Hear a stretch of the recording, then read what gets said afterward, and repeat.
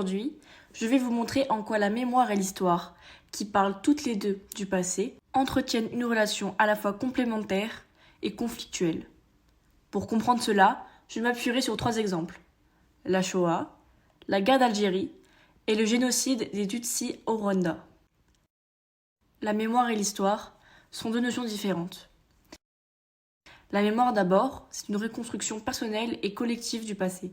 Elle est émotionnelle, subjective, influencée par des familles, la culture et les traumatismes.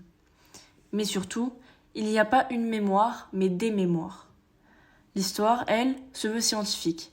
L'historien vérifie, croise des sources, contextualise, critique les témoignages. Son objectif n'est pas de juger, mais de comprendre.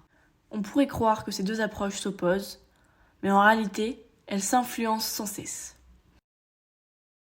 La mémoire et l'histoire entretiennent une relation complémentaire, mais parfois conflictuelle. La mémoire apporte à l'historien des témoignages précieux, mais elle peut aussi brouiller le regard. Elle sélectionne, elle oublie, elle réécrit parfois.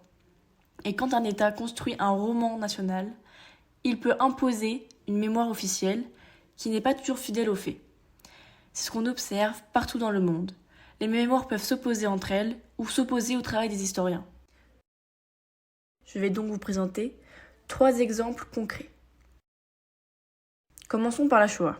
Après la Seconde Guerre mondiale, de nombreux survivants se sont tués. La mémoire a été blessée, parfois étouffée. À partir des années 1960 et 70, leurs témoignages se multiplient. Et ils deviennent essentiels pour comprendre l'horreur des camps, mais aussi pour lutter contre le négationnisme. L'histoire, elle, a établi les faits, les mécanismes de la destruction, les responsabilités, l'ampleur du génocide. Ici, la mémoire nourrit l'histoire, et l'histoire protège la mémoire. Deuxième exemple, la guerre d'Algérie, une mémoire longtemps taboue. Sur la guerre d'Algérie, des mémoires s'affrontent. Celle des jeunes soldats appelés à se battre, celle des harkis, celle des indépendantistes et celle des pieds noirs. Longtemps en France, on parlait d'événements et non de guerre. La mémoire officielle a occulté des violences pourtant massives. Ce n'est qu'avec les travaux des historiens et l'évolution de la société que la vérité historique s'impose progressivement.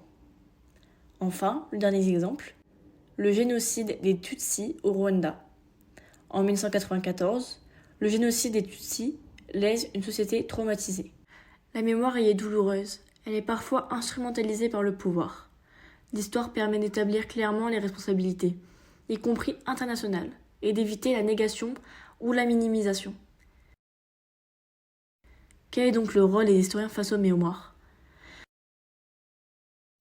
Les historiens doivent rester indépendants, ils ne doivent pas écrire pour faire plaisir aux mémoires, mais pour éclairer les faits.